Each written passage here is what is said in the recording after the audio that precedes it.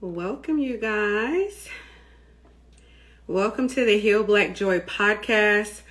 Hi, I'm Lola Troy, the host and curator of Heal Black Joy, the learning platform for our community to heal our Black joy with tangible and attainable programs for the mind, body, soul, relationships, and businesses.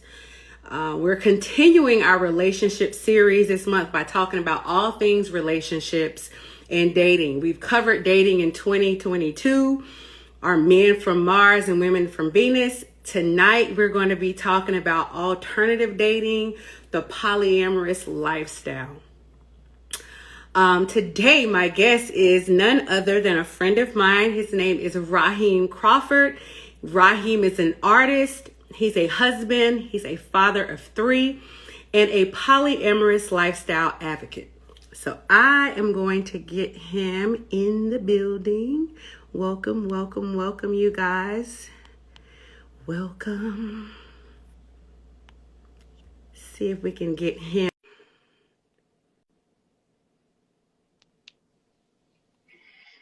Hi, sir. Hello. Can you hear me? I can hear you wonderful. How are you? All right, awesome. Let me turn this up. I'm doing well. How are you? Excited to be I'm here. good. I'm excited. I can't Good. wait to dive in. I've had so many people like, oh my God, I cannot believe you're talking about this. This is monumental. What they've been saying?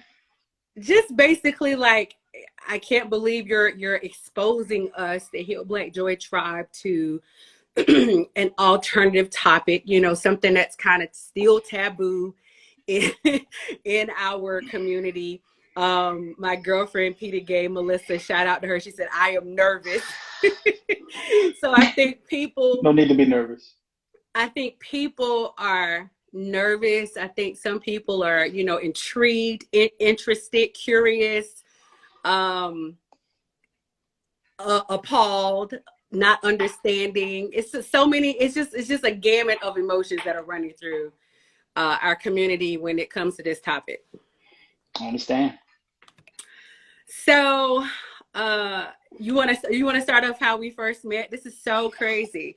So I'll give my version of it. You give your version of it. Sure. So, in the dating world, I am a person that has been in the dating world and was trying to find my boo.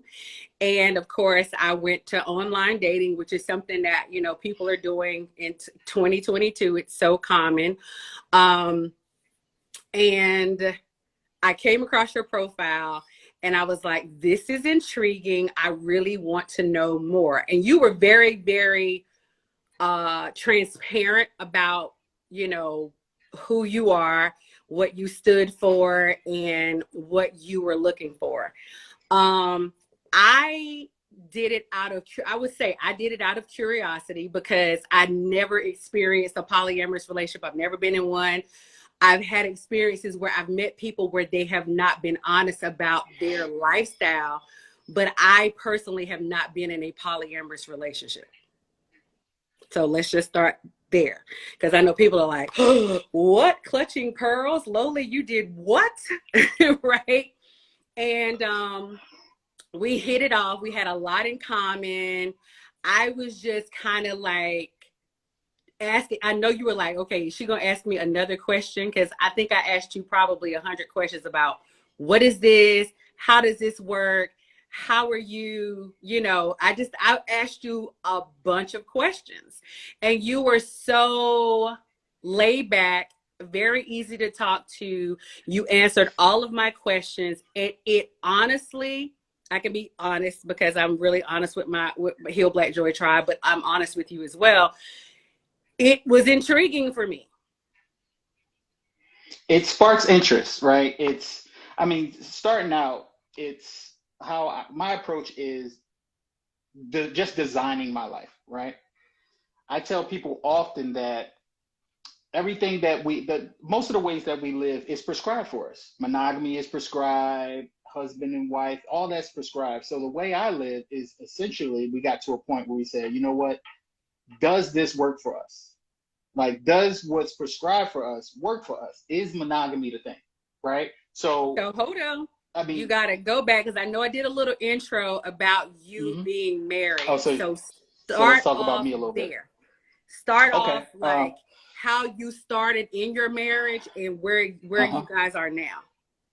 Okay, so I'll rewind. So my wife and I met when we both lived in Los Angeles. And it's a really good story. So I'll tell it real quick. So we both met when we were in Los Angeles. I'm from Philly. She's from Detroit, but we were both in Los Angeles. I was there for 4 years. It was literally the week before I was about to move back to Philly. Mm-hmm. LA had his way with me, right? I didn't have enough jobs. I wasn't making enough money. So I said, you know what? I'm going back to Philly. I'm starting over. And for some reason, I found myself on a dating site, just kind of browsing, and I came across my now wife. Mm-hmm. It was a week before I was going to move, and we linked up, and I sent her a message. I said, listen, I'm about to move back to Philly, but if I were staying here, I would be all up in your business. Not expecting a reply. She Okay. replied and say, Philly ain't that far. She said something to the effect like, Philly ain't that far. And I was just like, oh, all right. I like the boldness and with the things that she's talking, right? Right. So we started chatting. We chatted that day, and so that was the Sunday before I was moving. I was moving the next Sunday, so we chatted a little bit. Monday comes, I didn't hear from her. The whole week, I didn't hear from her.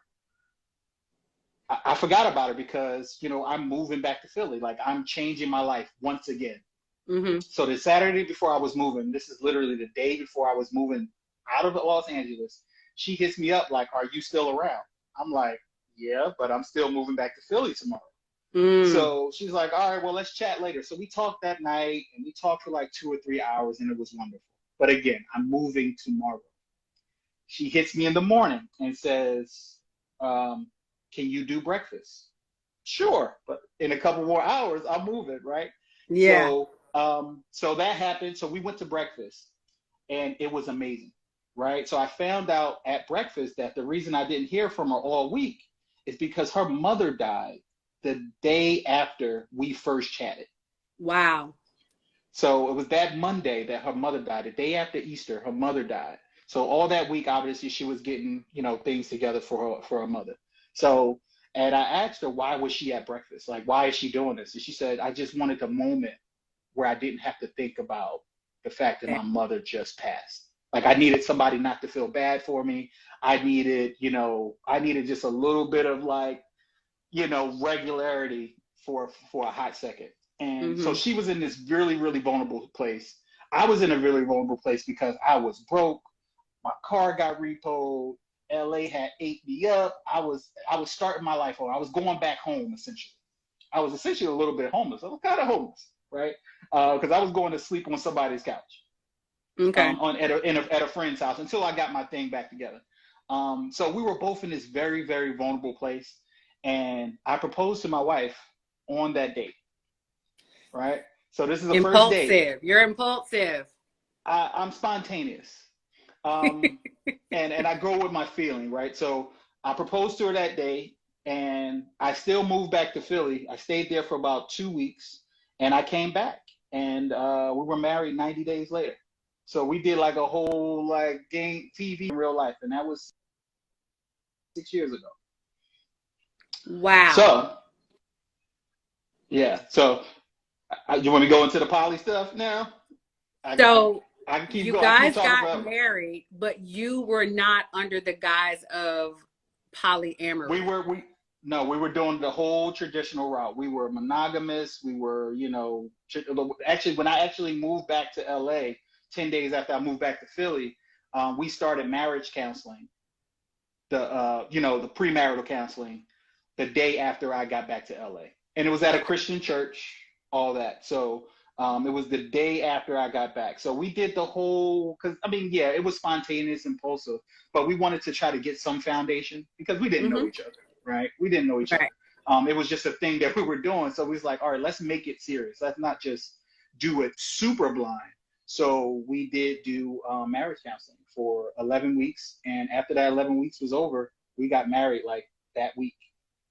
So when did y'all go from monogamy? What year were you in your marriage when you went from monogamy to ethical non-monogamy? So it was, we got married in 2016. We moved all over the place. And in 2020, we start having conversations. Like 2019, 2020, we just start having conversations. And the conversations actually started from my wife. But we just started having conversations about, okay, this is what they say marriage is. This is the blueprint. Do we believe it? Like, does this fit who we are? Because marriage is supposed to be traditionally is one man, one woman, and that's it. It's monogamous, it's one person, all that. And we just start thinking, is this how we want to live? Does it make sense to have to check every single box for this one person forever? And the more and more we had that conversation, the more it stopped making sense. And then we just said, well, what does it look like? How do you think it's going to feel? That's one conversation. What does it look like? Who can we look at to model? Like, who else is living this life? Is anybody living this lifestyle openly? Then we start kind of researching, like, all right, what does it look like to like really be in a relationship where I'm not the only person that loves you or that is bringing some kind of joy to you, and vice versa. And the more we started thinking about it, the more we started kind of researching and reading about it, we say, you know what, that seems like a more free way to be. And we started designing, we started moving towards that way of life. So let me just stop you there, because I think people need to understand what polyamory is versus polygamy, because I've seen, and we can talk about that a little bit later, but there have been moments where people will describe polyamorous relationships, or what they think they want is a polyamorous relationship, but in fact they're really describing polygamy, which is having multiple wives or having people that they are responsible for, but they don't necessarily want that person or the people that they're involved with to have other people. Whereas polyamory is multiple love, like multiple, how do you define, maybe I should ask you this, how do you define your relationship? Well, I would say polyamorous, and I mean there's so many polys, right? So there's polyamory, there's polygamy, there's polygamy. Polygamy is one woman that has multiple husbands. Right. Polygamy is a man that has multiple wives. How I live, it's polyamorous. Now there's different levels to it. I want to get into that. That's so my many next levels. Question. So a basic level, right? Say you're married, and traditional rules say, and sometimes these are unwritten rules, but traditional rules say, if you're married, if I'm a married male, I can't have a female friend. I can't make a new female friend. That's kind of unwritten. Like, my wife is going to get salty. Who is that woman? Blah blah blah blah. Right? Polyamory states that I can have my wife and I can have a friend, right? Whether it's platonic, whether it's sexual, whether it's romantic, what have you. So that's how my life is set up. I have the ability to invite energy in, whether it be platonic, romantic, sexual, right? And how my life is set up, it does not affect or does not diminish what my marriage is. Okay. And does your wife have that same autonomy in her life? She absolutely does. My wife is on a date right now. Okay. And so I understand, and this was just from me studying and getting ready for this particular show. In some relationships, there is a hierarchy where you got the main couple, and then they date other people, but they make that main couple the hierarchy, like those are the people that are most important, right? And then you have polyamorous relationships that is called egalitarian. I don't know if I'm pronouncing it right, which is defined by multiple simultaneous loving relationships with no hierarchy existing, thus receiving equal time, equal resources, and no person has influence nor veto power over another relationship. So Right. my question to you is, how do you define yours? Is yours within hierarchy or is yours egalitarian? Well, being married, it's very difficult to have, they call it uh, relationship anarchy. Now that's what you're calling egalitarian, right? So relationship anarchy is basically where there is no hierarchy. Like I have multiple girlfriends, right? Or multiple partners. But one partner is not the partner that gets Tuesday, Thursday, and Friday, and nobody else can get Tuesday, Thursday, and Friday, right? But in a marriage, I have kids, right? A home, all the stuff you have when you're building a family, right? I have all that stuff. I have bills with my wife, right? So it's really difficult to have a relationship that has no hierarchy when you have like a foundational relationship. So if anything, it is hierarchical. I hate that word. Hierarchical. First But of yeah, all, let me just there is shout hierarchy. out the real King Kid because he basically phonetically spelled it out for me so that I can actually pronounce it. So thank I, you there, sir. I don't like that word. Appreciate you. Appreciate you. This is I don't hilarious. I don't like the Um, word.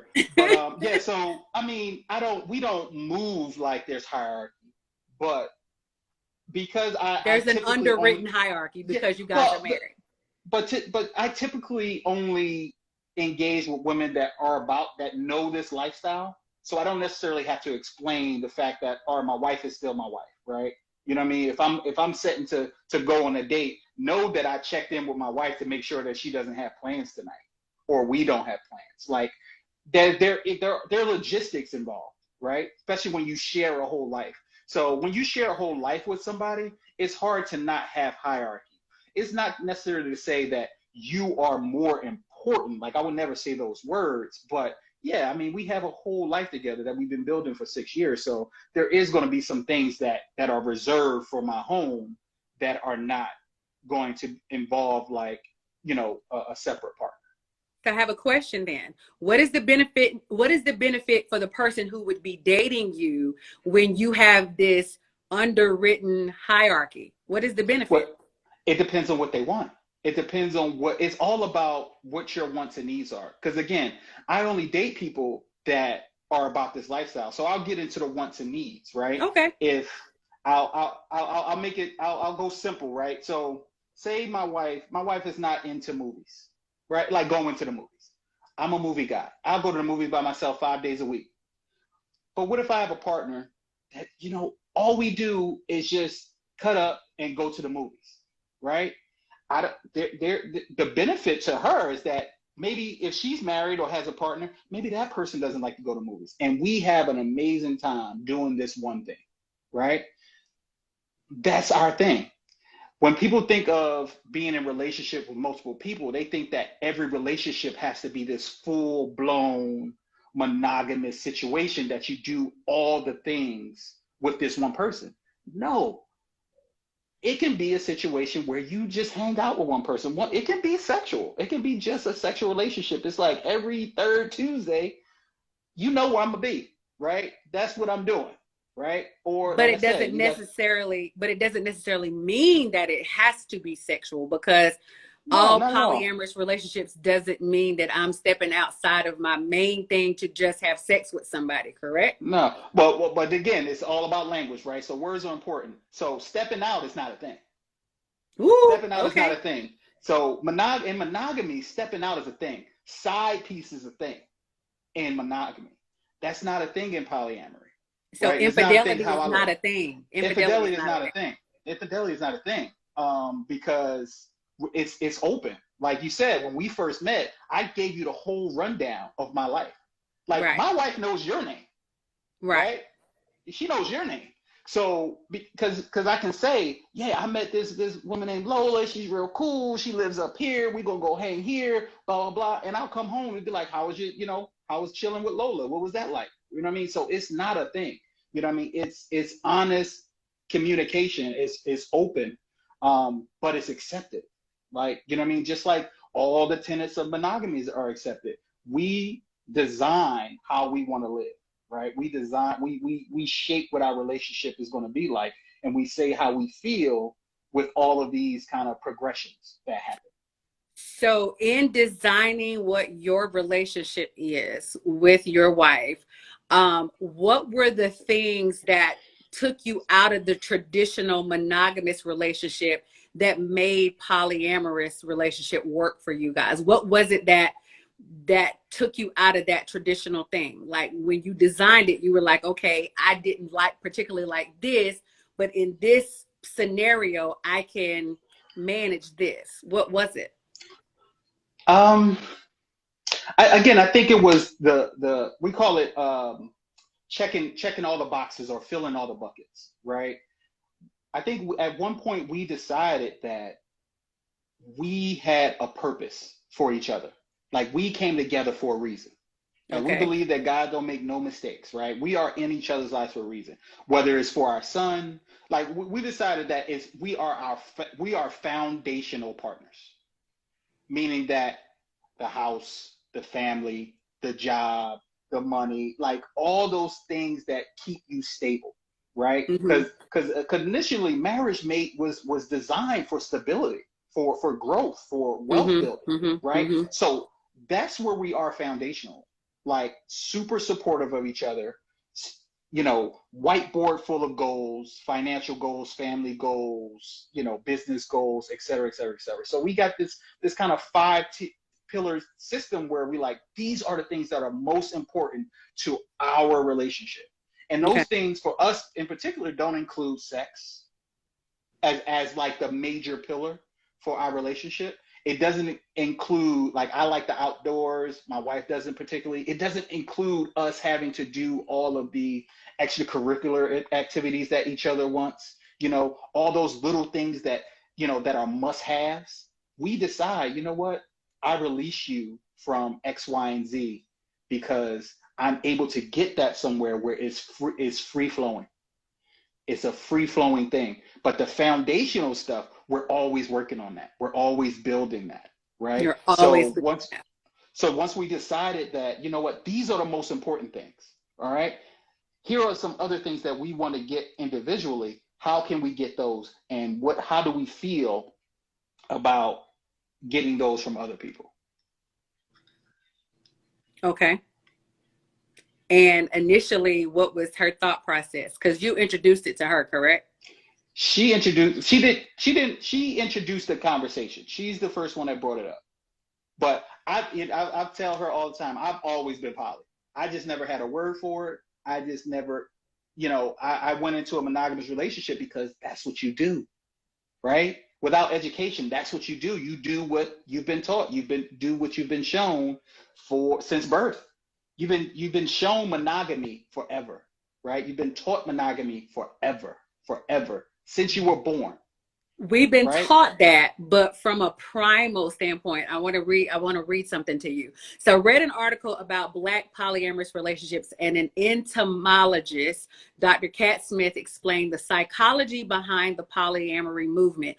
She sees it as a return to our evolutionary roots. It goes to show how animalistic humans really are. If you look at many animal packs, the leader is able to have sex with multiple animals. We are sexual beings first, says Dr. Kat. What do you think about us being sexual beings first in your relationship? Do you lead with your sexual desire, or is that something that comes with the relationships for you? I agree with what she's saying. I believe that we are primal beings. However, the caveat is that not all my relationships are sexual, right? I can go into having relationships that are platonic, that are friend based. The good thing is, like I said, it's the freedom to be able to be friends with you, Lola, right? Like we can be friends even though your lifestyle is not my lifestyle. We probably won't sync on that level as being in a relationship because that's not what you do, Right. but we can be friends. We can hang out, right? I can have you to my crib and we can break bread, right? And it's not like I said, it doesn't destroy my relationship. We can be platonic friends. And as humans, what are we doing if we're not connecting with people? Right? It doesn't have to be sexual. Yeah, I have my urges and everything, but I can get those fulfilled. But I actually have urges to connect with people. I was raised by women. I have daughters. I have a wife. Like, it's women around me all the time. But monogamy says that I can't maintain all these female relationships because somehow it's um, it's disrespectful to my wife and to my relationship. So are you saying in a monogamous scenario, right? And I'm just throwing this out there because I'm sure somebody is thinking this, because I thought this before having this conversation with you. In a monogamous scenario, you're telling me that a man and a woman cannot be friends or can't fight an urge, a sexual urge, because we're primal beings? Is that what you're saying? Oh no, I'm not saying that at all, man. What I'm saying is, like I said, the unwritten rule is when you get married, Mm-hmm.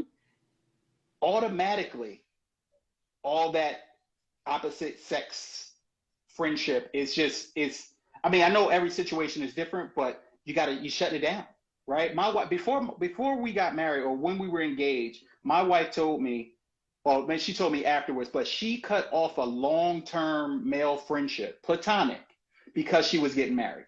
Not because, you know, because I asked her to, because she just thought that that's what you do. And But it why is though? Why? Who because told her that?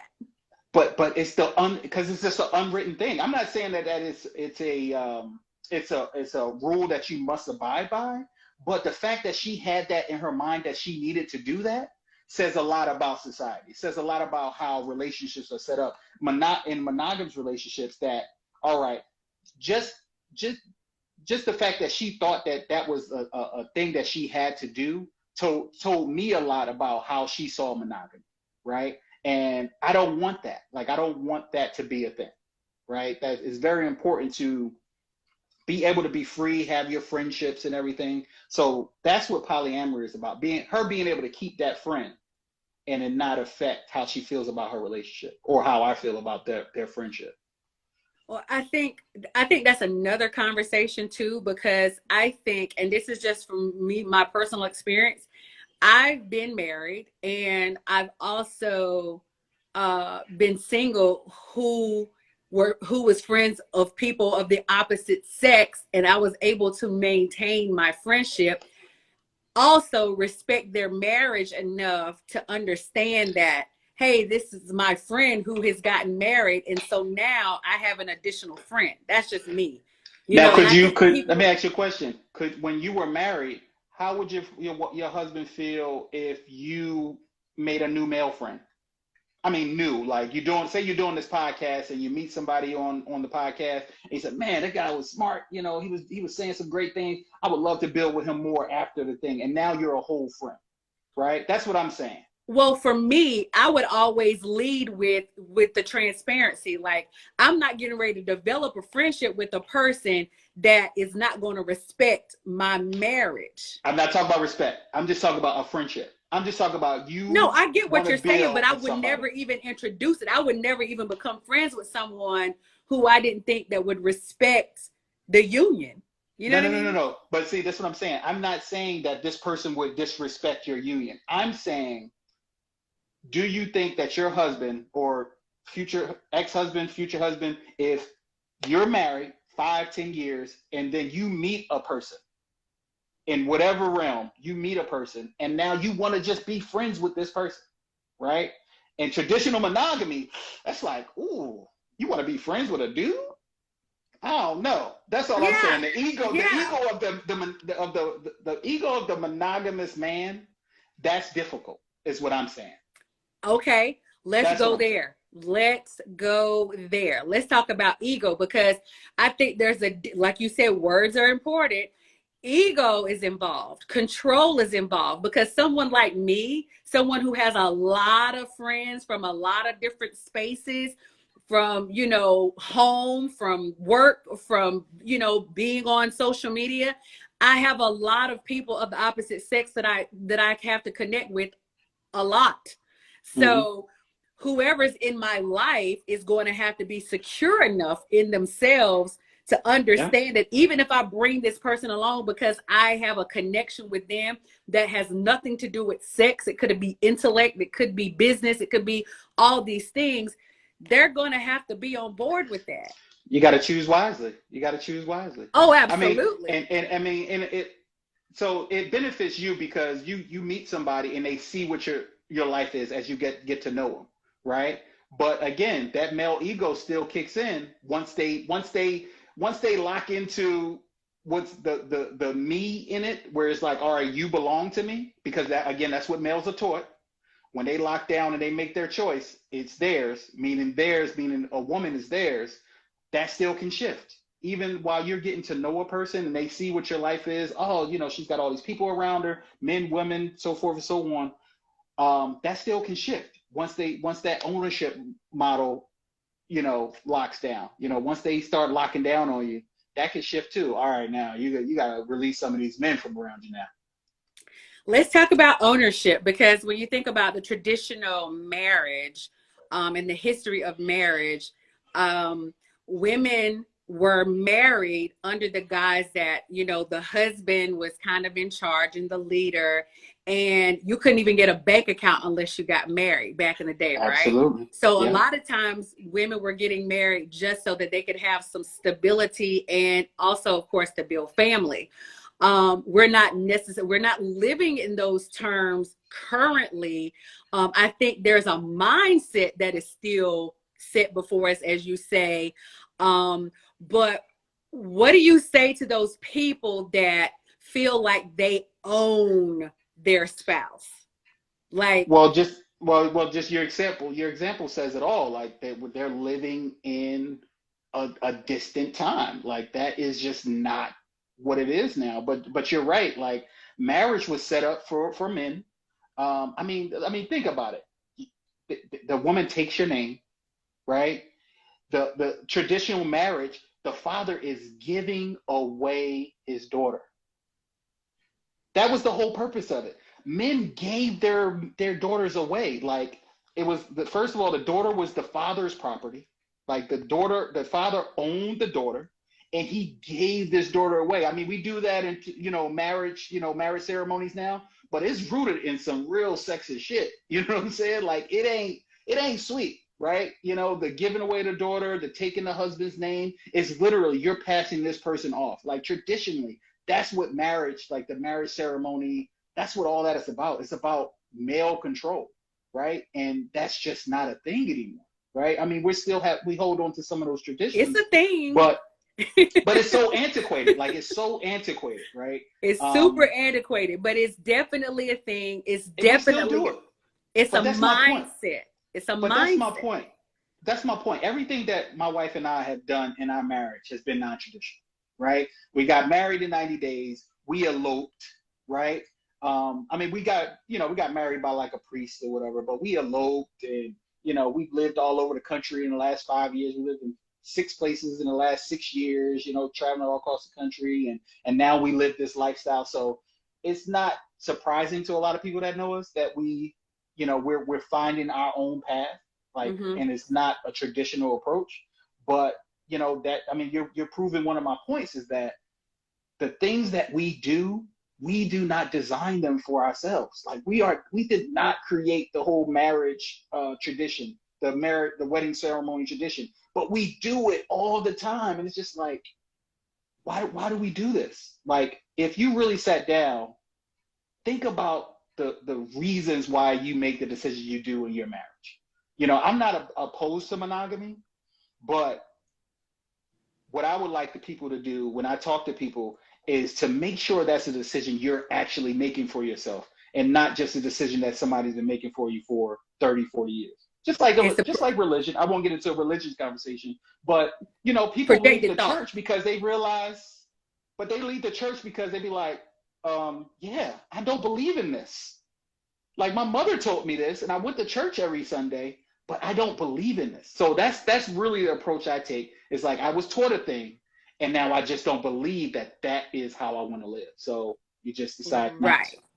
It's like it's like it doesn't resonate and it doesn't align with who you are as a Right. person, or who you and your wife are as a couple. It just doesn't resonate with you guys. And you So find you just don't have to compromise as much. You don't have to compromise as much. We don't need marriage counseling like we thought we did 3 years ago, because we don't fight about stuff that, you know, because divorce and all that stuff is generally about unmet expectations, right? Whether it's financial, it's fidelity, it's whatever. If your expectations aren't met, you're ready for counseling, you're ready for separation, you're ready for divorce. Our expectations have shrunk. It was like, all right, instead of doing these 100 things, let's connect in our marriage on these 50 things, right? And that's the most important stuff. That's what's going to make us happy in our relationship. And once all that stuff is done, it's like, all right, well, go on a date because I'm cool. Everything you said you was going to do for me and for us is done. We're doing it. so you've Go do met whatever those else you want. needs. We've met Like we're these meeting the needs. needs that we decided that are important to us, right? Mm-hmm. And once you do that, once you fill that bucket, you can literally design the rest of your life the way you want to. I'm so glad. It's not ironic that I'm having this conversation with you today. And last week, I spoke to our brother, shout out to Justine, Racine McGee, who kind of It's a brought good some of combo. this. He brought some of this out in that conversation as well. And it was about the thing that he talked about was people, and shout out to him. He just joined. I was just speaking about you, Racine. But in last week's conversation, he was talking about how we have grown in relationships to just become tolerant or making things tolerable and not really loving one another or not really understanding one another or not being interested enough. Let me just shout him out, because his latest podcast is about interest versus curiosity, and it is mind-boggling. If you have not tuned into that, you got to tune into that, because it really is taking me 2 days to process the thought, to kind of unpack and process what he explained. But a lot of times in relationships, people are not even interested, right? And so what they do is they become tolerant in relationships, and that tolerance is not sustainable, because you have these unmet needs that are just out here lingering. And he says, when you're not winning a relationship, what do? You go out and cheat. Exactly. So great points. And it's actually, I mean, it's spot on. So how I live is you don't have to do that. Like we just talked about unmet expectations, right? We decide these are the things that are most important, right? And if we don't click on a certain thing, is that important? Do you have to go to the movies with me? Do you have to do outdoor activities with me? You know what I mean? I get to release my wife. My wife gets to release me from stuff. You know what I mean? Like I said, if there's 100 things that we need in this relationship, and I only need to really, accomplish 25 or 50 of those things, we're winning because we've decided that this is what's important. We don't have to worry about being uninterested, because that's not a thing that we said that we need to have in our relationship. There's no need to cheat. Okay. Let me go back to something I think that you touched on a couple of times, and that was design. Like, you guys have curated a space in your relationship that allows for you guys to both have your needs met, and you're also maintaining that relationship, and you are experiencing and having other relationships that brings about some joy in your life. Whereas in a lot of monogamous relationships, because of projected thought, because we were told that we were supposed to be monogamous, and we were told that, yeah, you grow up, you get married, you have the white picket fence, One person. 2 kids and the dog and the white picket fence, right? That was the American dream. And what we're seeing now as we've gotten older, that, you know, that American dream ain't really what it cracked up to be. Yeah, it's so obvious. It's so obvious. Again, I mean, being that we're what do you call it? We're like a corporation, right? You want things like things are streamlined. Things are like it's I don't know. I mean, it's difficult to be different, right? You try to do something different, and it's ostracized a little bit because it's not the mainstream. It's not what everybody is doing. It's difficult for people to understand something different, right? It's people get really scared. They get really nervous about it. But my opinion is that, especially Black folks, like what we're missing generally is community, and how our approach to how we do poly or polyamorous relationship is we want to invite people in. Like we're trying to build a village, right? So we got 2 people here making decent income. What if we actually had like another partner? Or I had another partner who's like, look, I want to be on this team. Like, what are your goals? And then they bring in $100,000 salary, and now we're talking about buying up Airbnbs all over the city. You know what I mean? It's about building, like really doing foundational stuff, not just having like sexual relationships with partners, but really like having real, like in-depth, real relationships, like foundational stuff. So why couldn't you do that with friends? Why does it have to be someone that you're involved with? But again, it's not just like polyamory is not just someone that I'm involved with. These are relationships. Notice I use the word relationship more than I use partner or girlfriend or anything like that, because it's about the relationship. Like, you're in relation with them. I'm in relation, but it's intimate, right? Like we're really doing some things together. It's intentional. But you can do it with friends. It's intentional. You do it with friends and all that stuff. But it's like you're really bringing people in. You know, we're really trying to build community. Okay. I have a question. So in dating in 2022, online dating has been soaring a lot due to COVID, because of the growth in technology, just how technology has grown. And in my online dating experience, I personally have seen more men being open about being in committed relationships, marriages, and are still seeking to have additional relationships or additional partners. However, what I and other women are seeing is that the man wants additional relationships, but he forbids the woman to have additional relationships also. So that doesn't seem like a true polyamorous relationship to me.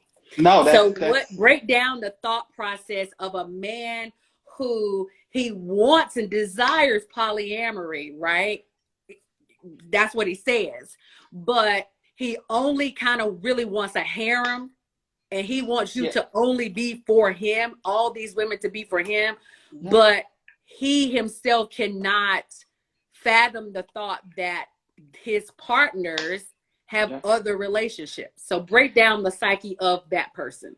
It could be man or woman. It's just what I have experienced on dating sites. Well, again, that's what men are taught, right? That's what Western society has taught men, that once you own something, especially a woman, it's a blow to your ego if they even want somebody else, right? You know, foregoing the fact that women are human too, and they want variety as well. I mean, even though they might stop that down a little bit, but we all want a little variety. So that particular person is not somebody that wants to be in a polyamorous relationship.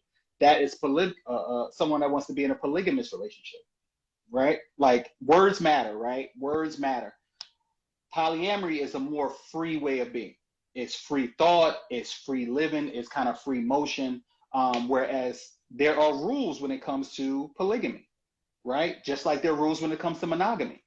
I won't say that one is better than the other, but if he's saying that I want a bunch of women that, and they only have me. He wants to live a polygamous lifestyle. And polygamy says that you're married, but let's just take away that he's married, right? Let's just say that he just wants a bunch of women, or maybe he does want to, get married to all of them. But that's a polygamous way of living. If he's saying that I want to be, he might be mixing up the words. If he says, yes, I want to be polyamorous, and I don't want you messing with anybody else, then he's mixing up words. He wants a polygamous, lifestyle, relationship.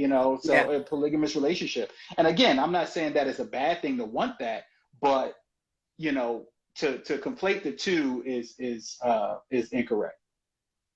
And let me just be transparent. I think the reason why I'm not judgmental to alternative lifestyles is because I have been married, and because I have been in relationships where guys will say that they are in a monogamous relationship with me. However, they've gone out and cheated. So you're kind of like in a polyamorous a non-ethical polyamorous relationship, or we've all experienced polyamory, whether it was ethical or non-ethical. No. Yes. No. I hear what you're saying, but no, because that does you a disservice. Because if you agree, that does you a disservice, because if you agree with a person that you are monogamous, remember the agreement is important. If you two have agreed that you are monogamous and you're only intimate with each other, and they decide not to do that, that's not on you. You're not in a polygamous relationship, because you didn't agree to it. It's unethical, right? I understand what you're saying, but no, that does yourself a disservice, because they were dishonest with you. But here's my thing about dishonesty. What I think when it comes to men who cheat is, I don't think they're necessarily being dishonest to women. I think they're being dishonest to themselves and thinking they can be in a monogamous relationship. Okay. That's what the real problem is, right? I said this to somebody. I did a podcast on Monday, and my biggest thing is if you had all the resources that you ever wanted, you got all the money, everything you needed, right? You don't have to work, none of that. You would have more than one of everything. You would have more than one pair of shoes. You have more than one car. You have a house on this coast, house on that coast. You have multiple everything. But when it comes to relationships and how you're taught, you can only have one. And it makes no sense. It makes absolutely no sense, especially for men who are taught that to conquer is to be a man, right? That's in us. That primal stuff that you were talking about earlier, it's in us. So to get into a monogamous relationship when you know that a part of you wants variety as a man, I mean, this is, I mean, you say all men cheat, not saying you say that, but that's a thing. We talk about how men cheat and X, Y, and Z. If we know that that's a thing, why do we get into these monogamous contracts?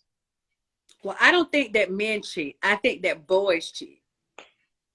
No. I think you talk about mindset. I think that male adults cheat. I think that male adults, because when you step into manhood and you decide that you want to be monogamous, there's something about the manhood that allows you to not only, like you said, you're lying to yourself, you're dishonoring yourself when you make a decision that you're going to go out and purposely hurt somebody that you committed yourself to in a monogamous situation.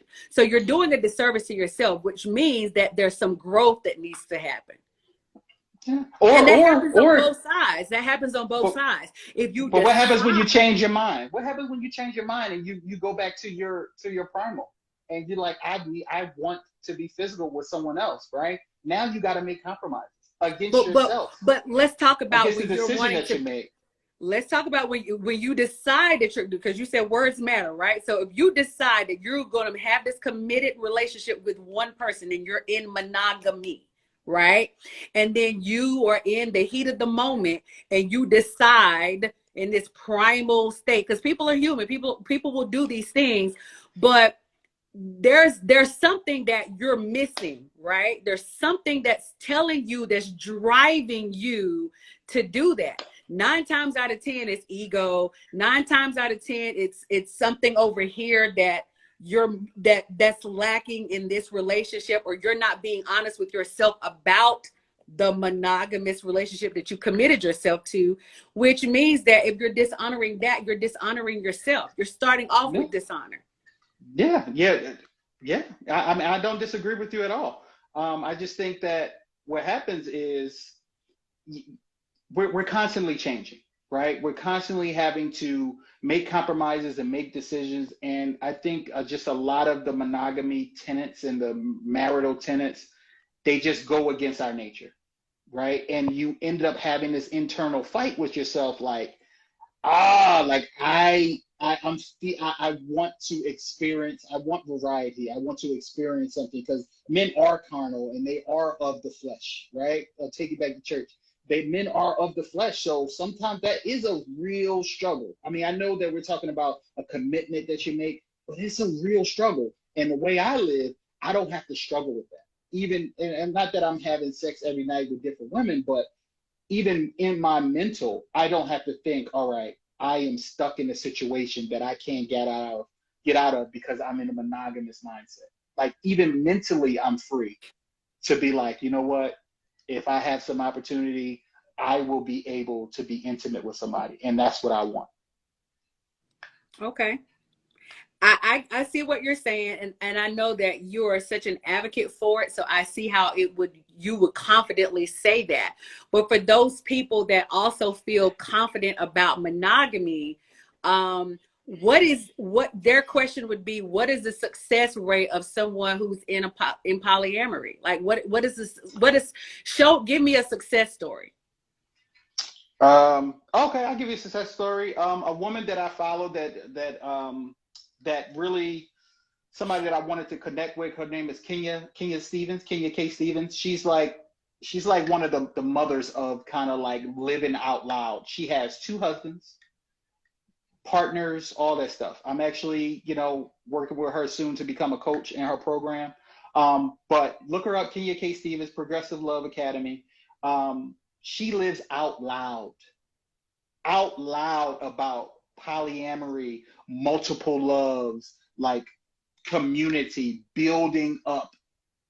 She's trying to, she said something about building a divorce-free marriage, like, anti-divorce-free marriage, divorce marriages. But there are people all over who are living a lifestyle that's free, that's really fulfilling. And again, this life doesn't mean that, I have 10 partners. It could be one person. It could be my wife and one other person. But it's enough of a balance that, I'm feeling good about myself, or my wife's feeling good about herself, but whatever balance that is. But look her up, but there are many, many people who live in this life. And the more I live it, the more that I'm talking about it, the more people I meet that have been doing this for years and years and years. It's like, this is their whole lifestyle. No, I totally agree. When I put it up this week, I've gotten a lot of comments, a lot of DMs, a lot of questions about it. People, are intrigued by it. Like I said earlier, they just don't know how to start that conversation. So there has to be conversations like these that Absolutely. are non-judgmental and honest and transparent about what it really is and what it looks like. Because I think, in our community, we don't really it's still kind of taboo. It's still taboo. It's difficult still. But I will tell you, I've dated and talked to several Black women and several divorced Black women, and they have said, I mean, no less than 5 women have said that during the separation times or the really bad times, they proposed a poly open type relationship to their partners. Didn't go over well, but I find that Black women are way more open to it. They're way more open to it. It's just the men are a little lagging in kind of adopting this type of lifestyle, but people are really open to it. Like I said, the more conversation like these we're having, women are very open to it. I found that. I think there's a lot of coaching needed, there's a lot of discussion that's needed, but it's not going to be so alternative in the near future. Okay.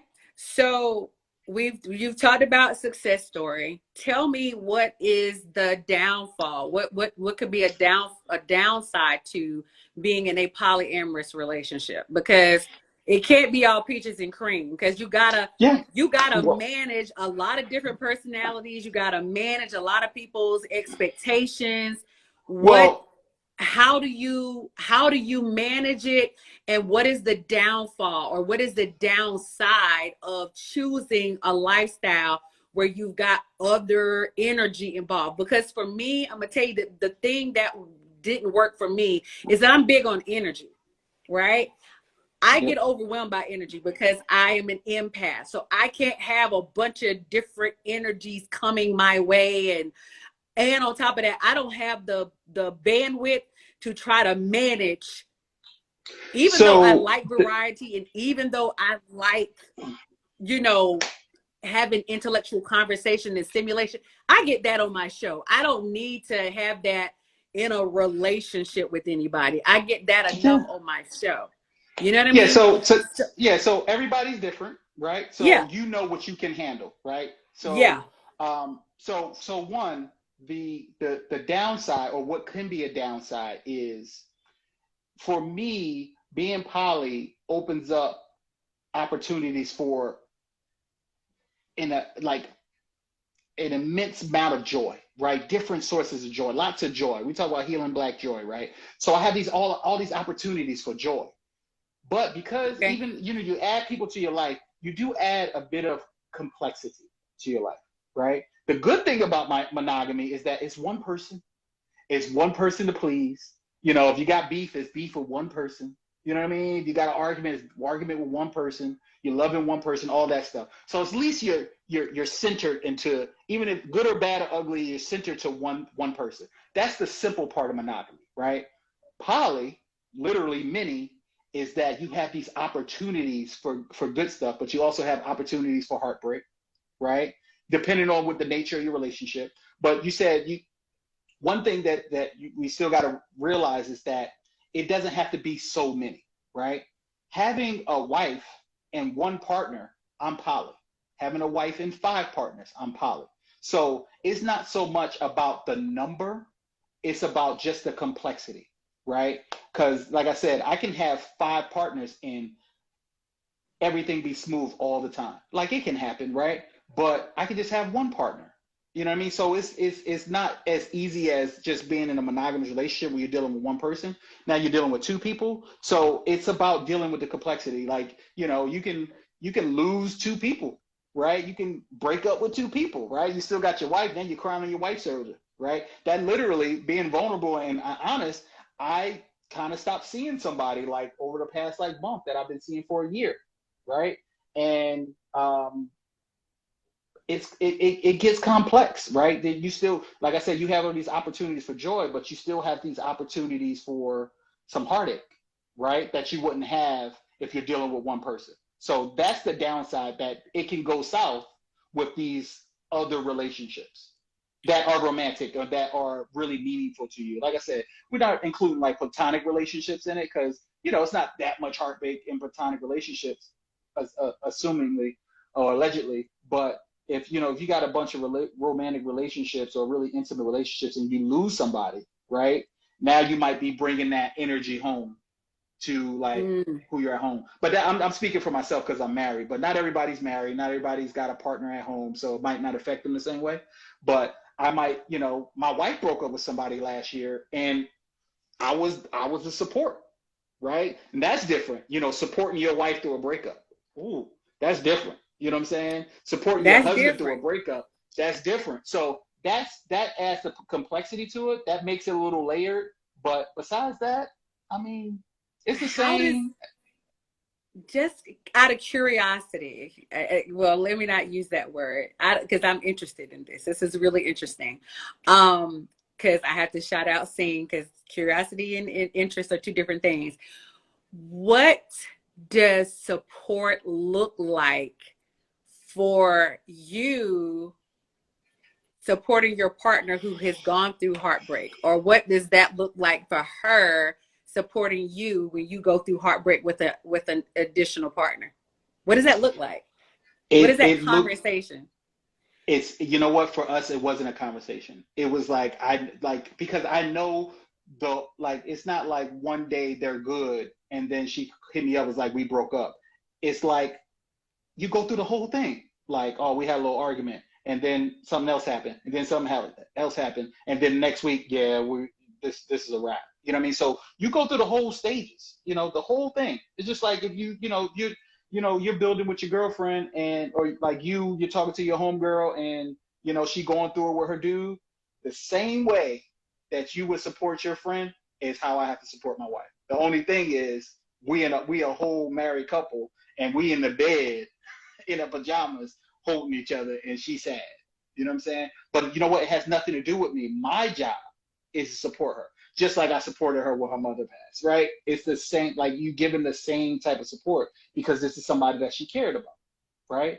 Like again, that this is the downside, right? You asked about the downside. This can be a downside, like you're having like heartache over somebody.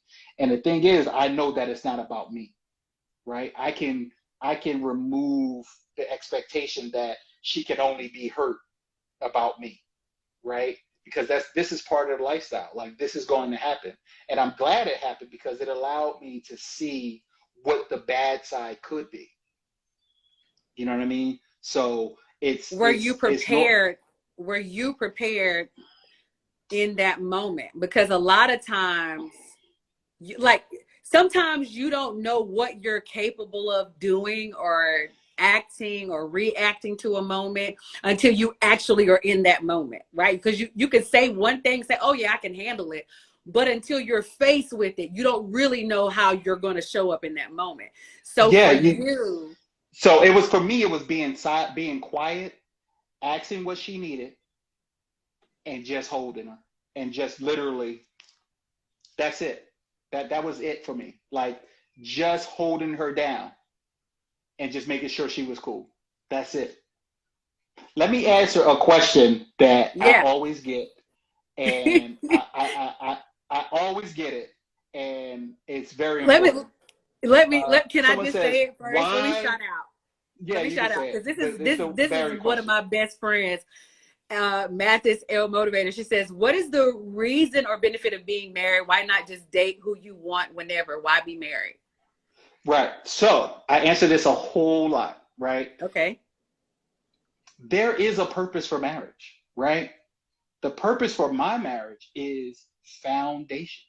Right. There's still a need for stability, right? Just because I date or I have partners or I have people that I hang with, that has nothing to do with the basic tenets of marriage. I'm not talking about monogamy.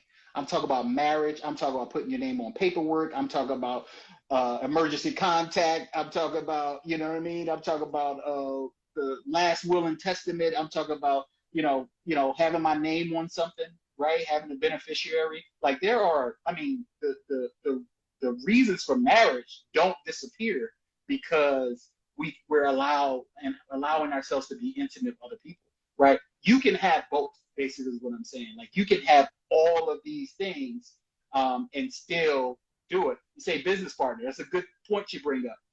Marriage is nothing different. If you look at a marriage contract and you looking at a business partnership, there's no difference. Tag me in.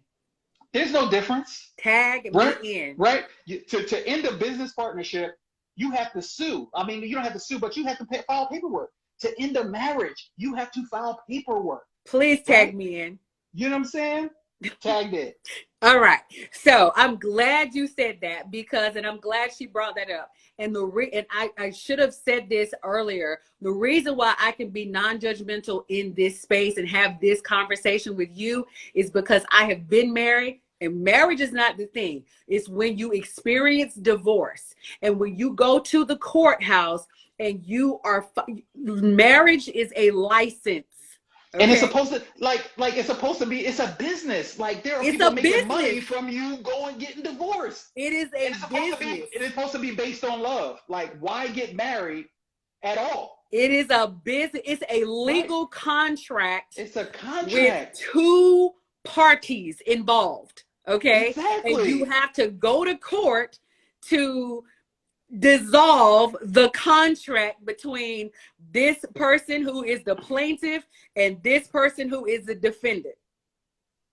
And you know what the good thing about how I live is?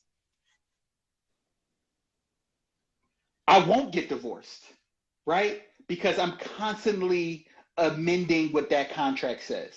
I'm designing it for what I want it to be, right? I'm in a divorce-proof marriage because I get to shape it. It is not based on what society says it's going to be, right? People get married, you know, it should be harder to get married than to get divorced, right? You know what I'm saying? But yeah, to go back to my answer, it's really about the foundation of it, right? We have grown. I'll tell you, one of the key parts of the conversation about changing our lifestyle is when we were newly married within our first year. My wife used to always say something like, being cute, she would say something like, I would do something and she would say, oh, we're going to be doing this for the next 40 or 50 years. And it was cute at first, but then I was thinking 40 or 50 years. That's really what I signed up for. And I just said, you know what? Let's take that off the table. Let's work on every single day, right? Let's not look like, because we can't see that far. We don't know how we're going to change. Just know that every day I wake up, I'm choosing you, right? I can't speak for a year from now. I can't speak for 40 years from now, 30 years from now. I'm speaking about this every single day, right? And that just opened it up because it's like we get to live in the present all the time. Because you think about it, there is no other decision that you make that you've made for the rest of your life. Even if you buy a house, that's a 30-year note. That ain't for the rest of your life. You can get out that house. You can buy a car. You can get out that car, right? There's no other decision that you make that's forever. And you're going to make that decision based on emotional human? Like, it's insane, the decisions that we make, right? We change every single day. But when you're in that new energy, engagement, and new relationship, you're making a decision based on how you feel in that moment for 40 years, and it's nuts. It's nuts, right? Well, to you, it's No. Listen. You've been to married. you. You know how. I know. To me, I'm just saying. This is all my opinion. But you get married, right? Well, you get engaged, and you're like, oh man, this is forever. But remember, you're getting married based on how you feel in that moment, not Yeah. how you might feel in 3 years. You just assume that you're going to feel this way in 3 years, but you're really talking about how you feel at that moment. And you're making a 50-year decision based on how you felt when you were 25 about this other emotional ass human. It's nuts. It's nuts. The shit we do is nuts. That's all I'm saying. It's nuts. And I think when people get divorced, they like, damn, how did I not see that this person would change this much? Well, the thing is, we human, and of course we're going to change. If you can't adapt to the changes, that's when divorces happen, separations happen, expectations are not met, right? And I just think it's a tough proposition to keep doing that. You know what I mean? To make that decision, right? So, well, like I said, what I did in my marriage, I just said, you know what? I'm not going to be thinking 40 years from now because I changed like the weather, right? So how am I going to say I'm going to feel this way about you in 20 years, right? So we've taken a lot of the feeling out of everything we do in our daily lives in my marriage, because if we base on feelings all the time, we'd be at each other's necks, right? So we remove that. We release each other from having to feel every single thing and just getting back to those foundational things that I talked about earlier. I can agree with some of the things that, and we discuss this a lot. I can agree with some of the things that you say specifically about the contract of marriage. But I also still resonate with those who want to have a committed monogamous relationship. I don't think that there's anything wrong with, them curating their lifestyle, because I think some people are wired and have the bandwidth to find variety inside of that relationship with one another, whereas some people might not. Like, you are not one of those people that can find variety with one person and still maintain it and still be successful and still say, you know what, I'm going to commit to you for the next 30, 40 years. there are people that are not necessarily wired in that manner, so they still find enjoyment and excitement in learning something new about their partner, and finding interest in that partner and finding value in that one person. So I understand and I applaud you for even attempting to step out of the non-traditional thing, because I know it's not an easy feat when traditionally everybody is saying like, what are you doing? Like, monogamy is the only way to go. It's just like, it's sort of like the thought process, well, you know, I'm a Republican, so that's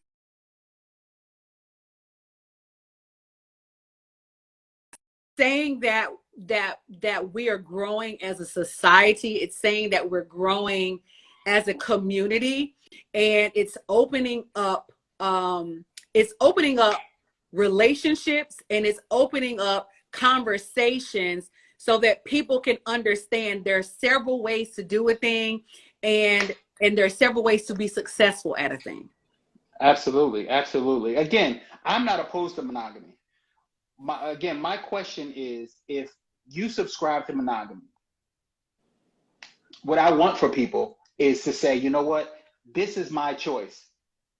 Even though this is what I've been taught all my life, and it's still my choice. What I said was like, this is what I've been taught all my life, and I ain't really feeling it. You know what I mean? That's where I'm at. Like, again, I bring up the religious things. Like, you've been taught a certain way to worship and to praise and who to believe in, and then one day you decide, you know what, this is not my path, right? It's the same thing with this. You've been taught and shown a certain thing forever, all your life.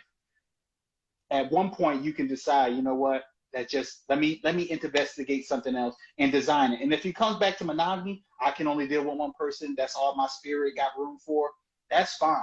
But I like to be able to say, you know what, this was actually my choice, not just society's choice telling me how I should relate to people in a relationship.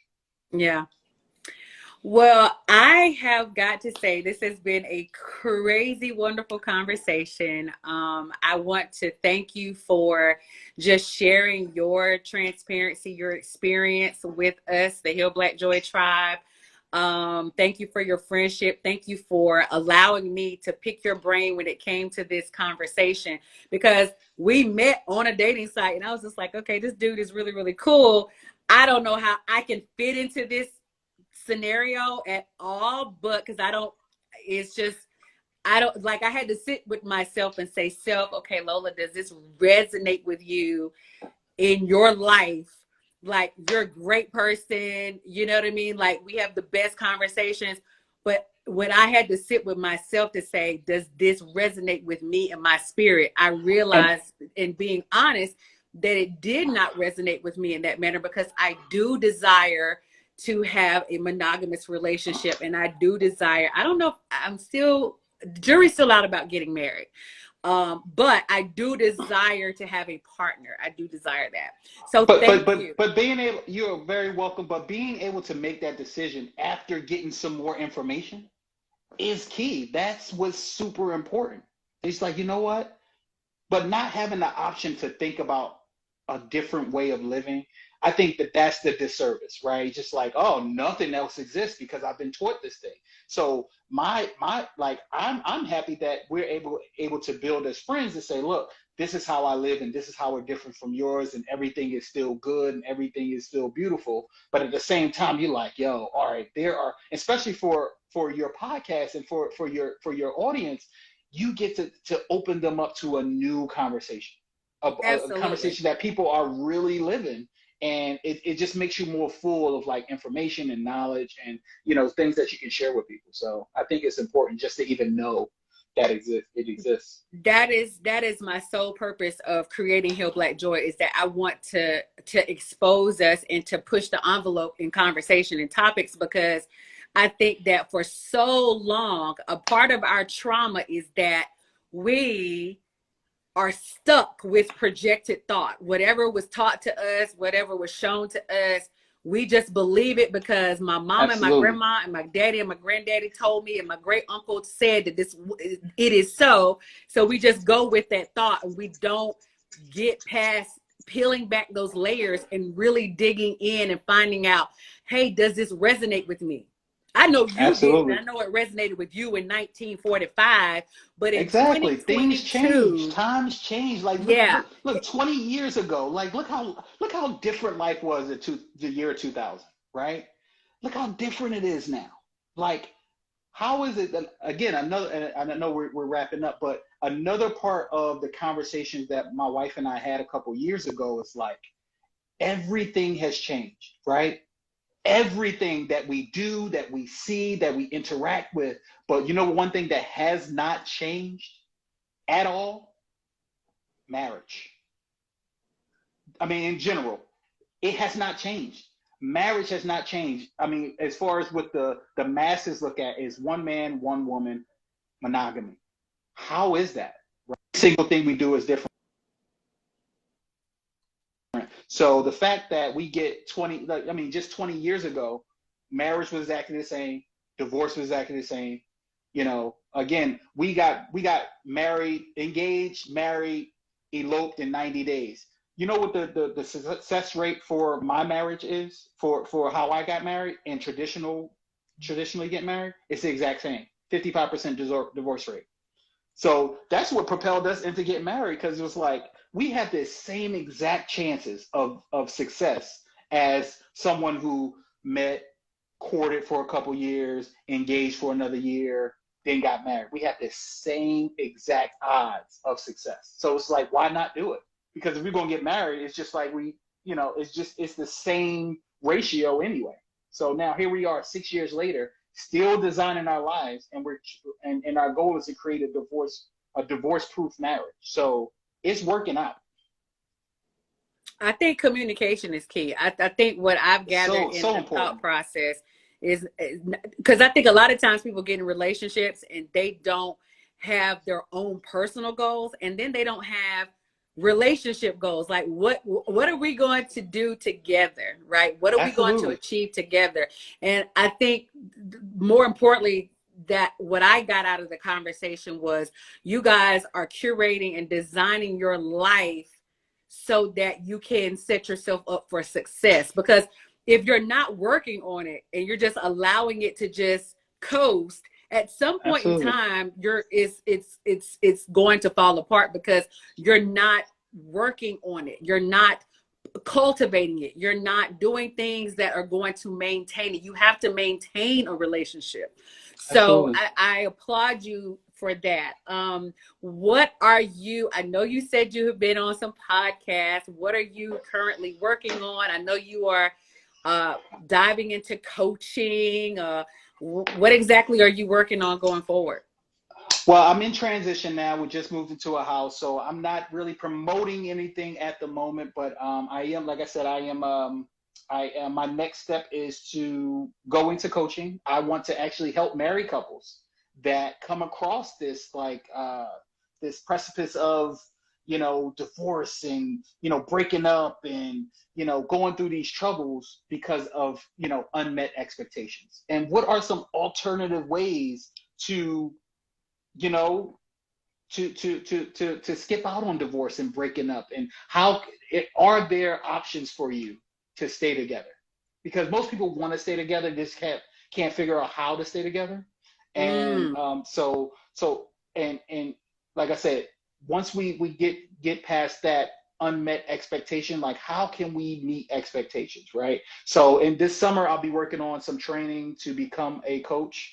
I'll have some art projects coming out that I'll be doing independently, some painting projects. But like I said, I'm not promoting anything at the moment because I'm still trying to get my house settled in and everything, and I haven't unpacked my paints or my writing materials or whatever. But yeah, this summer is gonna be really busy, and hopefully I'll probably launch another IG or something, and that'd be my coaching page. But I'm really looking forward to doing that. I mean, I know people that could really use help, and just really thinking about marriage and monogamy in a different way, and just relating in general, and how like living an alternative lifestyle kind of opens you up to other things, and a freedom that we're just not really afforded in that traditional way of thinking. Okay. All right. Well, this conversation has been yummy. Like it's been full of nuggets tonight. I think we are even more we've been even more exposed to a different thought process. And I know my Heal Black Joy tribe, my crew, they're very passionate and very opinionated, but I appreciate the fact that they were not being judgmental tonight and they were open to the conversation, because that That's is important. that is my sole purpose here at Heal Black Joy. And that is just to open your eyes to so many different things that will help us heal Black joy. And speaking of Heal Black Joy, I always ask my guests, what does Heal Black Joy mean to you? Uh, I think healing Black joy means like rebuilding Black communities. I still think that, our villages was just burned down so much, so much. I mean, we have Black neighborhoods and we have Black groups and Black, locales and all those things, but community is the one thing. You can't go into to many Black neighborhoods and find community, Black businesses and Black services, Black government. I mean, that's why we're in Atlanta, because I've seen it more here than I've seen it anywhere else. But you go into Black places, Black spaces in other parts of the country, man, and it's like, we're giving all our money away. We don't have anything in our neighborhood. So healing Black joy starts with, ground level, starts with the people, and hopefully it becomes a community thing, an economic thing. So those things that have been stripped away from us for years, healing Black joy means getting some of that back. Having actual communities where we serve the people in those communities. So for me, it's all about community. Okay. Well, Well, thank you, Miss Raheem, Lola. thank you. Thank you so much. I really do appreciate you having this conversation with us. Absolutely. I think it has expanded our thought processes on the alternative dating, the lifestyle itself, and it's giving people options. It's allowing them to not just choose one thing, but it says, you know what, maybe I'm thinking about this all wrong. Maybe I need to, think about another option for my life. You know what I mean? Or they're saying, you know what, I am still confirming that I want monogamy. And that's okay Yeah. too. And that's It's just cool. It's cool to confirm it, because you say, you know what, that's cool. And I like that it's out there, but it's not for yeah, me. But making that choice for yourself is so, so important. It's so so important. important. And it allows you to be more authentic and more honest with your partner, because it's like, if this conversation brings about the question, hey, what other desires do you have that I'm not involved with? Right? What other desires do you like if I'm talking to my partner and I'm in a monogamous relationship, it's like, do you have other desires? Right? We're scared to have those conversations. Like, We are. because guess what? Because that means that I'm less than, right? If you desire something that isn't me, that means that I'm not enough. So I don't want to bruise your ego by saying you're not enough. So I'm not going to have the conversation of, is there something else that you want that's not me, right? I have those conversations, right? Have those conversations, talk, and because you know what? It may be something that you can provide, and you can stay monogamous, right? You don't have to be, poly. But if you say, I like this thing that I never told you about, and now you're saying, oh, okay, well, I like it too, but we never talked about it. So now you open up the fact that you open up your whole monogamous life, and bringing life to your own relationship. So if you're having honest conversations about what you want, what you don't want, what you might desire, the fact that I have a friend that I want to stay friends with, and I miss my friendship. Like, you got people missing their friends because they're in a monogamous relationship, and you don't have to go through that anguish of misconnections by just having these conversations. So if that brings about any of those conversations, I'm pretty happy about it. Yeah. Yeah. I am too. So thank you, sir. Thank you. I appreciate you. And I'm going to talk to you soon. You already know. All right. All right. Take Peace, care. To y'all. my Heal Black Joy tribe, thank you guys, as always, for tuning in to Heal Black Joy every Thursday at 8 p.m. Eastern Standard Time, trying to bring you conversations that will expand us and that will, keep us on a path of learning, growing, and of course, healing our Black joy. always, always, always, I always leave with this thought process, and that is to always feel your Black joy. All right. Have a good night. Bye.